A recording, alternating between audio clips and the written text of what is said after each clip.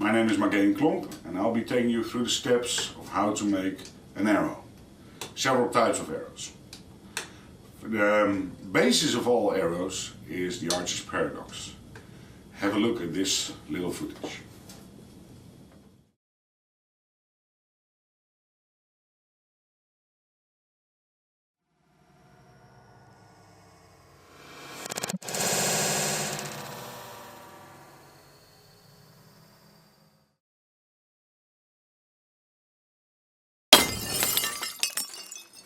As you have seen in our recordings, an arrow flexes a great amount in flight.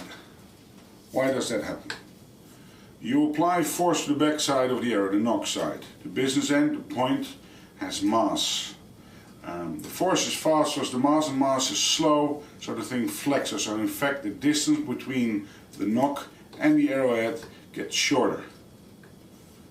The nock tries to catch up. Now if this is tuned correctly to your bow, and this is especially important in bows below 100 pound pull, the arrow will eventually reach your target sort of straight. As you can see from impact shots you'll see during this DVD, there's still inert movement in the shaft, so when it does hit the target it wiggles a great amount. But how to influence that archer's paradox? Now have a look at these drawings I've made. The starting position, you think your arrow will fly straight, hence it's called a paradox. You apply mass force here, this bends. And bends again, and it goes like a fishtail through the air. If the force applied here and the mass there, the force tries to catch up with the mass. As the mass is slow, the whole arrow curves. It needs to curve correctly around the bow. If it does not, you'll hear it smacking, it hitting the bow. You'll damage your bow, you'll damage your arrows, and all shots get deflected.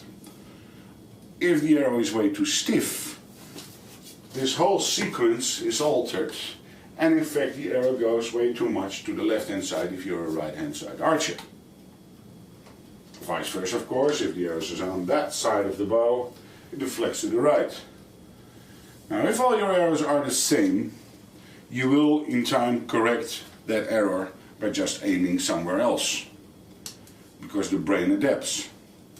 But it is good practice to make a couple of arrows and test your shafts, test the spine value and measure that and apply different arrowheads. Because if this is all correct, by changing either the force or the weight of the arrowhead, you change the archer's paradox. You change the deflection. Now, in making flight arrows, you take off weight on both sides, but you still keep a stiff shaft in the middle, because there still remains a lot of material there, as we'll show later on in the DVD. This is an essential part of arrow making. All your shafts should be equal. They should all be the same, so the deflection is all the same. Now, it has been empirically proven that there is a difference in stiffness in a shaft on the left or right hand side. If you support a shaft here, rest it on your workbench and rotate the shaft, you'll see it has a soft and a stiff side. That should be the same with all your arrows. So when applying the cock feather, which directs where part hits the bow, that should all be applied on the same side of the arrow. How do you measure that if you have a spine tester? And how does one of those things look? Well, this is how they look. This is a spine tester you can easily find on the web. These scales you can download from our website. It's there, you can copy it, print it, adapt it, create one of these yourself. The arrow rests on 26 inches brackets, like there.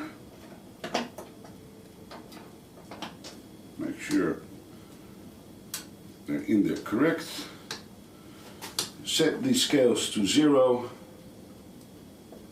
thereabouts, and put the weight that comes with these gizmo there, and here you can measure out the spine value. This deflection is measured in spine value or in part of inch deflection, but we all use the term spine value. There are small schematics also downloadable from our website on what sort of a spine value should be used with what sort of a bow. Usually if you shoot a 50-pound pull bow, you'll be looking at roughly 55 to 60 pound spined arrows or shafts if you do pull the bow to 28 inches.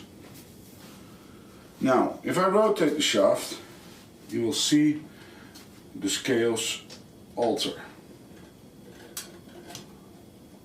This is a stiff side. You can see there's a huge difference. And there it goes down again. You can either find the hard and the soft side with this nice little gizmo, or you can find the hard and the soft side if your supplier has supplied you with the shafts and knows the spine value. You can check and see which is the hard and the soft side. In this case, this is how it was bent most easy. I'll make a mark on that side. Quite a long one, because when we are going to taper these end bits for either the point or the knock, you might lose some of these markings. Right, so assuming your bow is on this side, this is how it wants to flex most. So the cock feather is on the other side of the marking. That needs to be done the same with each and every arrow.